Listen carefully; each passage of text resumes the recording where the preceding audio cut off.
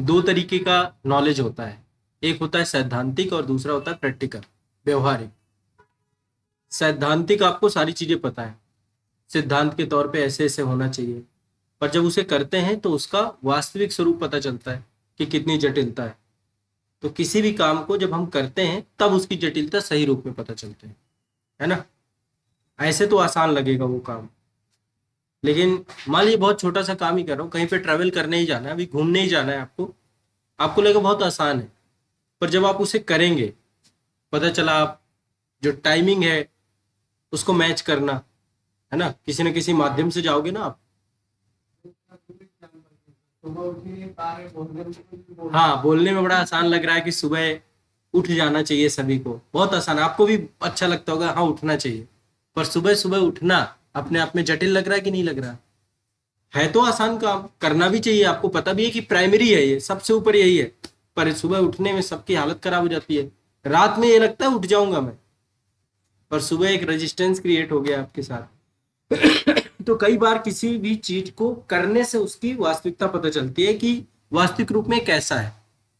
ठीक है, कोई भी काम आप जो आपको लग रहा हो कि बहुत आसान है, आपसे हो जाएगा। अब जैसे एग्जाम को लेकर के एक भ्रम बना रहता है, जब प्रीलिम्स प्रारंभिक परीक्षा पहली बार देते हो भ्रम टूट जाता है, फिर मेंस देते हैं तो और भ्रम टूट जाता है, पेपर अभी आप देख लो भ्रम टूटने लग जाएगा। सब्जेक्ट को लेकर के भी ऐसा होता है कि बड़ा आसान है, मैं पढ़ लूंगा मुझे याद हो जाएगा, लेकिन जब शुरू करते हो, एक किताब शुरू करते हो, फिर बीच में हर्डल्स आते हैं, पूरी कंप्लीट ही नहीं हो पाती है, होता है नहीं होता है। बहुत सारी चीजें, बहुत सारी स्थितियां हैं। तो मैं आपको बस सिंपल सी बात है बता रहा हूँ कि जो हम सोचते हैं ऐसा नहीं कि वैसा ही हो, है ना, हूबहू वैसा ही हो ऐसा संभव नहीं होता है कई बार। तो अब जैसे लिखना है तो लिखने के लिए आंसर राइटिंग, बहुत सारे लोगों को भ्रम होता है कि यार मैं तो लिख लूंगा, कौन सी बड़ी बात है, पर जब लिखना चालू करते हैं तो ही हर्डल पता चलता है। अब केस स्टडी मेरे ख्याल से आप लोगों ने अभी तक लिखा है किसी ने? निबंध होगा, अब निबंध भी अभी तक बहुत कम लोग, पहले लिखा होगा आपने पहले की क्लासेस में, पर वो निबंध और इस निबंध में अंतर है। वैसे ही केस स्टडी में, हाँ, अरे वो वाला निबंध की बात नहीं कर रहा हूँ मैं। वो निबंध अलग है। पेपर में 50 मतलब 10-20 केसेस हो और मतलब जितने भी इम्पोर्टेंट वर्ड है वो विद एग्जांपल के साथ में आंसर राइटिंग करा दीजिए, जो तुम्हारा कंप्लीट हो जाएगा कि नंबर से एग्जाम। इसमें टाइमिंग अच्छा दे दीजिए, एक ही सब्जेक्ट के अच्छे से कंप्लीट हो जाएगा, लेकिन 2-4 करा देंगे सर तो इसी में भी निकाले आती है तो नहीं करें। तो मैंने 112 क्लासेस में करवाया क्या, क्लास में तो यही हुआ है ना, क्लास में एक एक शब्दावली को समझाया है, फिर एक एक जो सिलेबस में पॉइंट लिखा होगा, सिलेबस उठाना और मेरा पढ़ाना उठाना, उसमें एक एक पॉइंट को क्लियर करते हुए बता दिया है। फिर क्या समस्या है, फिर लिखने में क्या दिक्कत है? क्या उत्तर लेखन? उत्तर लेखन तो देखो ऐसा नहीं हो सकता, नहीं तो एक साल तो पता चला इथिक्स का ही उत्तर लेखन चल रहा है ना। मैंने 3-4 एग्जाम्पल दे दिए। एक चीज दिमाग में बैठा के रखो, आत्मनिर्भर बनना है, बैसाखी से काम नहीं चलेगा। ऐसे तो फिर एग्जाम हॉल पे भी कहोगे चलिए आप साथ में, ऐसे तो पॉसिबल है नहीं ना, वो संभव नहीं है। बैसाखी नहीं बनना, एक बार समझ लेना है कि तकनीकी ये है। अब आपको पता है कि शब्दावलियों से क्वेश्चन पूछे जाते हैं, आप चाहो तो एक शब्दावली डेली के हिसाब से तैयार कर सकते हो, फिर ये सुनने में बड़ा आसान लग रहा है कि कर लेना चाहिए, फिर करने में दिक्कत है ना। इसलिए मतलब बैसाखी, यदि मैं आपकी बैसाखी बन गया, मैं आपकी बैसाखी नहीं बनना चाहता, मैं आपका माध्यम बनना चाहता हूँ, मैं आपको तरीके बता रहा हूँ, ये तरीका है, ऐसे कर लो, और उसमें कुछ करवा देता हूँ। जैसे मैंने अभी इथिक्स में 3 क्वेश्चन लिखवा दिए, अब 3 में से 50 क्वेश्चन भी आपको पता है कि ऐसे ऐसे क्वेश्चन आते हैं, प्रीवियस ईयर उठा लो, खुद से बना लो, कुछ भी हो सकता है, इंटरनेट में मिल जाएंगे क्वेश्चन ही क्वेश्चन, लेकिन अब लिखेगा कौन, ये बताओ। हाथ तो आपका होगा, दिमाग भी आपका होगा, फिर वहां तो मैं नहीं चेंज कर सकता ना। यदि मैं कंप्लीट बैसाखी बन गया ना आपकी, तो बेकार है। जो डर लग रहा है आपको ना खुद से करने का, उस डर को क्यों नहीं मार दे रहे हो? अभी बहुत काम करने में डर लग रहा है आपको, उस डर को मार दो। वो डर मरेगा कैसे? जब उसी चीज को करने लग जाओगे, नहीं मर जाएगा डर। रेगुलरिटी जिनकी टूटती है उसके पीछे का एक कारण ये होता है कि वो डरे हुए लोग होते हैं, वो डर रहे उस काम को करने। 50 बार करोगे वो अभ्यास में आ जाएगा। अभी कितनी चीजों से आपको डर नहीं लगता है, बहुत सारी चीजें होंगी डर नहीं लगता, सोने से डर लगता है क्या, बताओ? बहुत बेसिक बात बता रहा हूँ। कभी ऐसा डर लगता है सोने से? नहीं पढ़ने से डर लगता है? हाँ, लगता है नहीं पढ़ने से? अब लगता है कि नहीं पढ़ेंगे तो? हाँ, अजीब सा लगता है। मतलब रेगुलरिटी टूटती है तो अजीब सा लग रहा होगा मन में कि यार, लग रहा है कुछ छूट गया, कुछ चला गया। ये एक अच्छा संकेत है। तो उस दिन घर में करते क्या हो? उस दिन घर में क्या होता है? कर लेते हो? हाँ, खुद से जब करते हैं तो क्या होता है उसमें? आज गए नहीं, रिग्रेट फील होता है, गिल्ट फील होता है। कल एकदम पूरी रात मिल के पूरा नोट्स बनाने की कोशिश की, जब अंत में बन गया तो मुझे नहीं पसंद आ रहा कि कोई और कुछ बढ़िया करना चाहिए। फिर मैं सोचा कि अब दूसरी तरीके से नोट्स बनाता हूँ। दूसरी तरीके से मतलब अभी तक एक फॉर्मेट ही नहीं बना पाए आप अपना नोट्स बनाने का। दोनों वीडियो मैंने कल रात को देखा है, 5 मिनट का एक आर्टिकल मिला तो दोनों देखा, 1:30 बजे रात को। लेकिन फिर मुझे इसमें ऐसा लगा कि ऐसे नहीं आते तो मैंने जैसे जियोग्राफी पे बनाया है कि बगल में इंडियन मैप होना चाहिए, उसमें पूरे लोकेशन और उसके बगल में जो पेजेस खाली है उसी में से 4 लाइनें खींच के उस पर बना दी है। फिर अगले में जो है लोकेशन डाल के उससे क्या, तो ज्योग्राफी में तो मैप यूज कर लोगे, बाकी सब में भी कर लोगे क्या? बाकी सब में तो हर जगह मैप नहीं है ना। बाकी सब में एडजस्ट कर लो।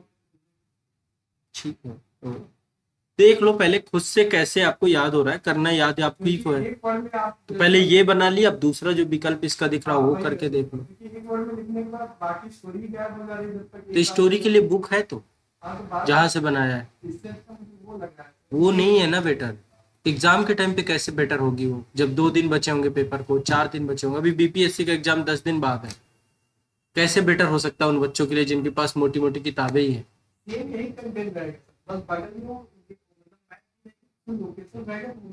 सब में मैप नहीं हो सकता ना।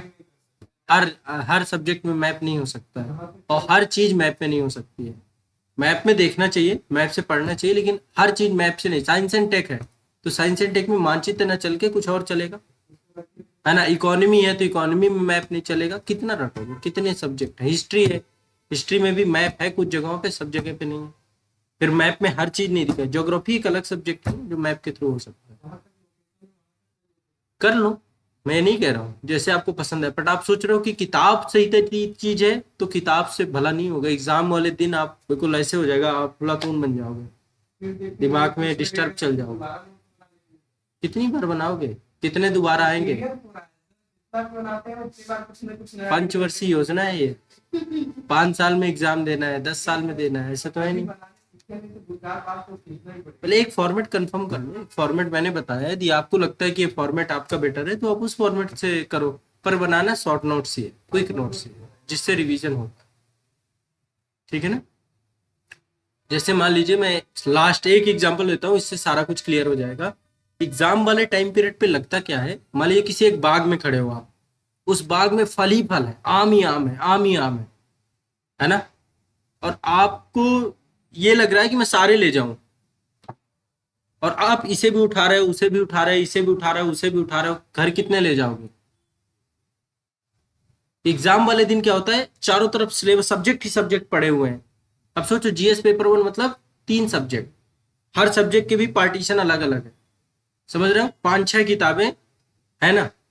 जीएस पेपर 2 का मतलब है 4 सब्जेक्ट, उसमें भी 5-6 किताबें। जीएस पेपर 3 का मतलब है 4-5 सब्जेक्ट है, उसमें भी 5-6 किताबें। पेपर आपका 3 दिन 4 दिन बाद है, मान लो, तो कैसे करोगे? इसे भी उठाओगे, उसे भी उठाओगे, इसे भी पढ़ोगे, उसे भी पढ़ोगे, कुछ नहीं पढ़ के जा पाओगे। माध्यम क्या है, कोई ऐसा माध्यम बना लिया जैसे शॉर्ट नोट्स बनाए हैं आप लोगों ने किसी एक सब्जेक्ट के, मान लो पूरे बनाए हो, कितने घंटे में उसे रिवाइज किया जा सकता है? मान लो किस सब्जेक्ट का है, एक मान लो पॉलिटी मान लेते हैं, पॉलिटी जो मैंने पढ़ाया लंबा टाइम पीरियड पढ़ाया, पर रिवाइज कितने टाइम पीरियड पे किया जा सकता है जो आपने शॉर्ट नोट्स बनाया?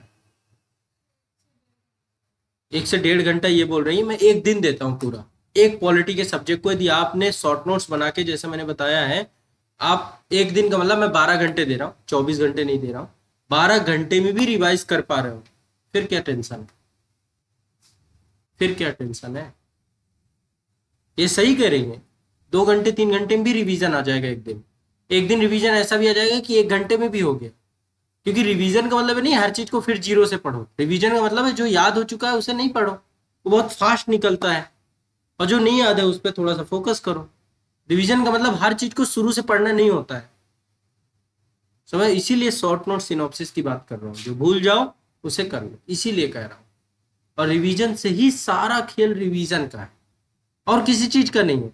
90% बच्चे रिवीजन नहीं करते, केवल नया पढ़ते हैं 90% बच्चे। अच्छा, पुराना जो पढ़ रखा है वो किसी काम का नहीं बचा। जो आपको छुट्टियां मिलती हैं, जो आपको गैप मिलते हैं, वो किस चीज के लिए है? ताकि जितना कर रखा है मैंने वो तो मेरा रहे। मान लीजिए आप डेली 100 रुपए कमाते हैं, 100 रुपए में 50 बचाते हैं, 50 खर्चा कर देते हैं, तो 50 बचा के कहीं तो रखते होंगे। आपके पॉकेट में रखा है, आपके बैंक में रखा है, कहीं तो रखा है। अब आप अपने दिमाग में ये लगाएं कि मुझे नया कमाना है, पुराना कोई चोरी कर ले जाए, कुछ भी कर ले जाए, मुझे कोई मतलब नहीं है। बताओ, तो आप क्या करते हो? डेली बेसिस पे या हर उसमें देखते रहते हो, निगरानी रखते हो, सही तरीके से लॉक है ना, सही जगह पे रखा है ना, अकाउंट पे कट तो नहीं गया है, पैसा उड़ तो नहीं गया है। देखते हो कि नहीं देखते हो? निगरानी में रहता है कि नहीं रहता, कि पैसा इतना, ये पर्स 5 बार खोल के देखते हो ना। वैसे ही जो कुछ पढ़ रहे हो वो आपके एक जगह पे स्टोर होता जा रहा है, एक जगह पे रखता जा रहा है। वो मेमोरी कार्ड यहाँ पे लगा हुआ है आपके ब्रेन पे, ये मेमोरी कार्ड। अब इस मेमोरी कार्ड को दोबारा नहीं देखोगे, रिवाइज नहीं करोगे, तो ये क्या करेगा? डेटा लीकेज कर देगा, लॉस्ट हो जाएगा डेटा आपका। फिर क्या नुकसान नहीं हो गया? पूरा पिछले का 1 साल नुकसान हो गया, पिछले का 1.5 साल नुकसान हो गया। तो इंपॉर्टेंट किस चीज की है? जितना अपने पास संचित हो गया है उसको नहीं लॉस्ट होने दिया जाए, जो हासिल कर लिया गया है उसको नहीं जाने दिया जाए। नया अर्जित करेंगे, पर जो है, इसीलिए कहते हैं ऊंचाइयों में बड़ी जाना बड़ी चीज नहीं है, दुनिया ऊंचाइयों में पहुंच जाती है, पर उसे मेंटेन करके रख पाना ये सबसे बड़ा टास्क होता है। समझ रहे हो? ये सबसे इंपॉर्टेंट चीज है। आपको बहुत सारी चीजें मिल जाएंगी, पर मेंटेन बहुत उसको करने वाले लोग कम बचते हैं। तो रिवीजन ही एकमात्र माध्यम है, जो भी आप पढ़ रहे हो, जो भी आपके पास है, वो आपके पास रुका रहे, वो आपका रहे। दो चीजों से होगा, regularity plus revision, regularity plus revision, regularity plus revision. अच्छा, बीच में जो तकलीफ हो रही है आपको, जो आपके गैप हो जा रहे हैं, कभी आप छुट्टी कर ले रहे हो, कभी हेल्थ का इशू हो जा रहा है, कुछ भी हो जा रहा है, तो क्या करना चाहिए ऐसी कंडीशन में? क्या करना चाहिए बताओ? नया भूल जाओ, नया भूल जाओ, कि नया आपको जो पढ़ना हो भूल जाओ उसे, पुराना मत छोड़ो, क्योंकि वो आपका हो चुका है। वो उसको रिवाइज करना अगेन चालू करो। आप बीमार पड़े हो तो भी पुराना आपका रिवीजन चल रहा है, नया भूल जाओ, वहीं से ब्रेक कर दो नए का। नहीं समझे? ये यदि कर लोगे तो क्या रहेगा? पुराना मेरे पास है, ठीक है। इससे कॉन्फिडेंस बढ़ा रहे। रिवीजन रिवीजन रिवीजन, ये जितना होगा उतना आपका कॉन्फिडेंस बढ़ेगा, उतने में आपको डर नहीं लगेगा, उतने में ये रहेगा कि इतने से आ गया तो मैं चूंकि पढ़ के आया हूं इससे गलत नहीं करूंगा। अब पेपर उतने से पूछे ही ना, तो आपको क्या डरना कि यार मैंने तो ये पढ़ा ही नहीं था, नहीं आया, पर मैंने पढ़ा था और फिर गलत हो गया। ये तकलीफ का विषय है, नहीं है? होना चाहिए ना? होना चाहिए, नहीं होना चाहिए? पढ़े हुए से ना आए, ये सबसे बड़ी आपकी तकलीफ होनी चाहिए, ठीक है। तो सभी के लिए एक बहुत छोटी सी बात आपको बता रहा हूँ, रिवीजन ही सब कुछ है, इसलिए डरो मत, रिवीजन करो और उसके लिए शॉर्ट नोट्स बनाओ। अभी भी शॉर्ट नोट्स नहीं समझ में आया हो तो मैं फिर से समझा दूंगा, है ना। पर उसमें क्या नहीं समझ में आया, क्या नहीं समझ में आने वाली बात थी उसमें? उसमें ये बताया गया है कि आपको कीवर्ड में लिखना है। कीवर्ड में क्यों लिखना है? क्योंकि डिटेल में बुक में लिखा ही है।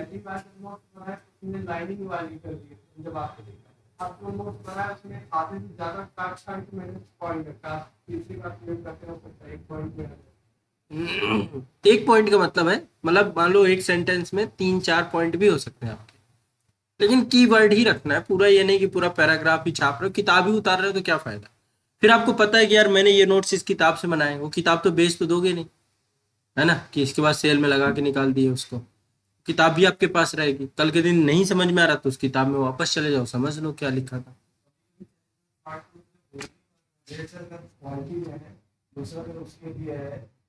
मुझे बताओ ना कि सर ये मैं शॉर्ट करना चाहता हूँ, शॉर्ट नहीं हो रहा,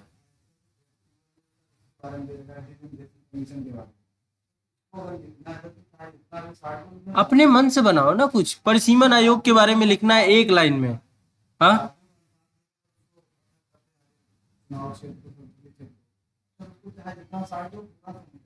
पूरा सेंटेंस देखो, कुछ परिभाषा है, मान लो कोई थिंकर है, थिंकर के द्वारा कोई कथन बोला गया तो उसे थोड़ा ना शॉर्ट कर दोगे। पर आपको कीवर्ड निकालना है कि यार इस थिंकर का भाव क्या था, ये कहना क्या चाह रहा था। परसीमन आयोग में यदि मुझे 2 वर्ड निकालने हो तो एक वर्ड मैं निकाल लूंगा, ठीक है, सीमाओं को तय करना। मान लो एक ये निकाल दिया, बस इतना करने के बाद एक डैश लगा दो, उसमें लिख दो लोकसभा विधानसभा चुनाव। हाँ, अब मुझे याद हो गया ना कि परसीमन आयोग का काम क्या है। हाँ,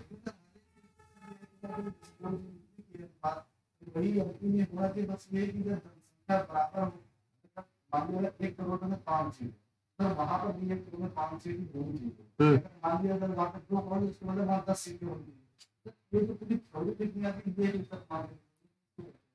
कुछ नहीं है, मतलब आप कॉम्प्लिकेटेड इसे बना रहे हो, इसको समझो। जहां पे लग रहा है कि ये एक क्या है, तथ्यात्मक जानकारी है जो इसके साथ रजिस्ट्रल है, जुड़ी हुई है। तथ्य को एक बार समझ लो और सिंपल उसमें एक एक ही चीज लिख देना है, सभी राज्यों का अनुपात निश्चित हो। ये भी हटा दो, राज्य भी हटा दो, निश्चित अनुपात ही लिख दो। किसका निश्चित अनुपात होगा भारत के लिए? राज्यों का या संघ का? जब उसका काम ही यही है विधानसभा और संसदीय क्षेत्रों की सीटों के निश्चित अनुपात को निर्धारित करना। तो देखो, इसके लिए बैठ के सोचना पड़ेगा 3-4 बार कि यार इस सेंटेंस का भाव क्या है। वो नहीं हूबहू जो किताब में लिखा, किताब हटाओ, खुद क्रिएट कर रहे हो ना, वो आपके नोट्स है ना, तो भाव उसके निचोड़ो। कई बार 2 मिनट बैठ के सोचना पड़ेगा कि इसका भाव क्या निकल रहा है, मैं इसको कीवर्ड में डाल दूं। तो ये आपको सोचना पड़ेगा, मतलब नोट्स से ऐसे नहीं होता कि उसी किताब की लाइनों से आपको कीवर्ड निकालना है। आप भाव बनाओ ना उसका, क्यों नहीं बना सकते हो?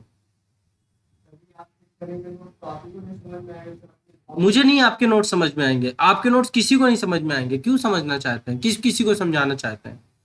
कोडिंग आपकी है, आप खुद समझिए ना।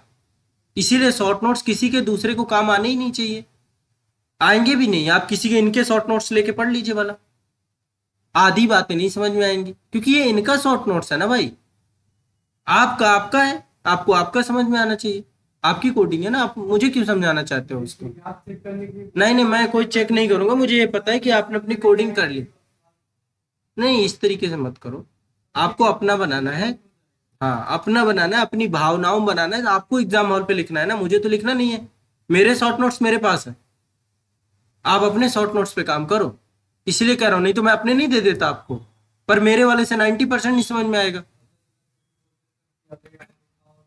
दिखाओ तो वो दिखाओ में मैं आपसे पूछूंगा, आप बता दोगे कि अच्छा इसका मतलब सर ये है। इस रूप में रखना है ना आपको बैठ कर उसको, शॉर्ट नोट्स को। लकीर का फकीर नहीं बनना, ठीक है ना? लकीर का फकीर बनोगे तो तकलीफ हो जाएगी। जो मतलब थोड़ा अपनी समझ भी रखिए ना। तो शॉर्ट नोट्स ही सबसे महत्वपूर्ण चीज है जो आपको अब तक सफल बना पाएंगे, ठीक है? तो कई बार अनुभव से सीखते हैं। आज चलिए एक केस लिख करके अनुभव से आप लोग सीखेंगे कि केस कैसे लिखा जाता है। या तो आप नहीं लिख पाएंगे, और या तो लिख लेंगे तो बहुत अच्छी बात हो जाएगी, है ना? और नहीं होगा तो लिखना सीखेंगे, अभी सीख रहे हैं। तीनों कंडीशन हो सकते हैं। चलिए स्टार्ट करते हैं।